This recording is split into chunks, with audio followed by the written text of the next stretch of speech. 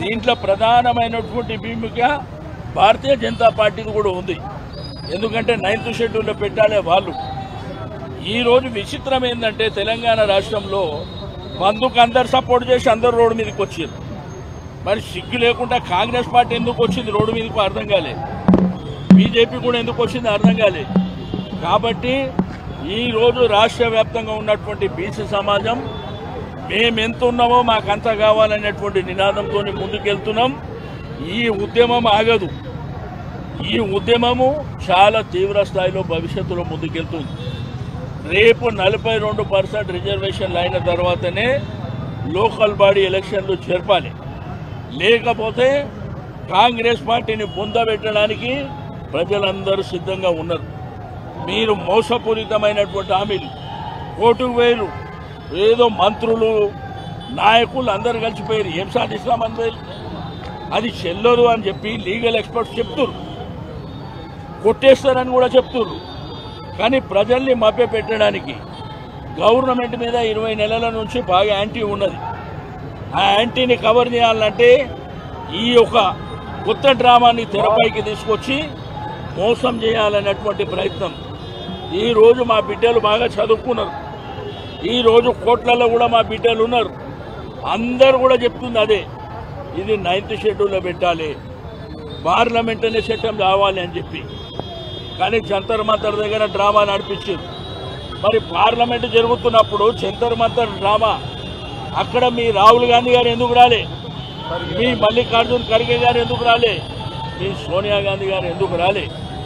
రెండోది, అక్కడ పార్లమెంట్లో అడ్జర్న్మెంట్ మోషన్ ఏమన్నా ఇచ్చిర్రా, పార్లమెంట్ని స్టాలు చేసిర్రా, ఉభయ సభల్ని స్టాలు చేసిర్రా? ఏమి చేయకుండా ప్రజల్ని మోసపుచ్చుదాం, ఈ బీసీ సమాజాన్ని మోసం చేస్తామని మీరు ఈ ప్లాన్ అంతా చేసారు. తప్పకుండా మిమ్మల్ని పొందబెట్టడానికి ఈ సమాజం అంతా లేచి కూర్చుంది. బిడ్డ జాగ్రత్తగా ఉండండి. తెలంగాణ మొత్తం కదిలి వచ్చింది, కానీ కేసీఆర్ ఎందుకు ఏ ఛానల్ మీద ఏ ఛానల్ డిమాండ్ ఏ రకంగా చేస్తున్నారు? కాంగ్రెస్ కదిలి వచ్చింది కదా, ఏడు ముఖ్యమంత్రి రెడ్డి, రాహుల్ గాంధీ వచ్చిందమ్మన్నా, ఏడు ముఖ్యమంత్రి రెడ్డి ఏది పడుతుంది అటు కూడా ఏందా? మేము మాట్లాడుతుంది మా ఆత్మగౌరవానికి సంబంధించినటువంటి అంశం.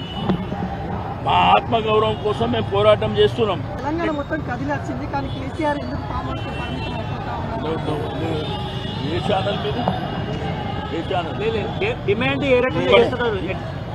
కాంగ్రెస్ కదిలి వచ్చింది కదా, ఏడు ముఖ్యమంత్రి రెడ్డి, రాహుల్ గాంధీ వచ్చిందమ్మన్నా, ఏడు ముఖ్యమంత్రి రెడ్డి ఏది పడుతుంది అటు కూడా ఏందా?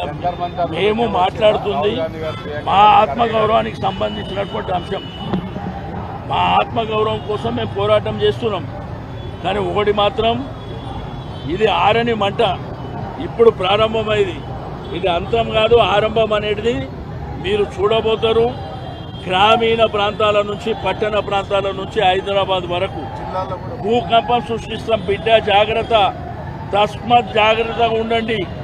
లేకపోతే ఈ సమాజం లేచి తిరగబడ్డదనుకో మీరెవరు మిగలరు అనేటువంటి విషయాన్ని కూడా మిమ్మల్ని రాజకీయంగా పొందబెడతామని కూడా గుర్తుపెట్టుకోవాలని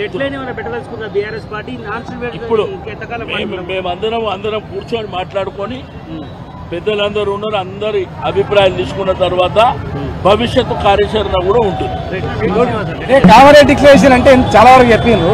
కామన్ డిక్లరేషన్ అంటే ఓన్లీ 42% కాదు.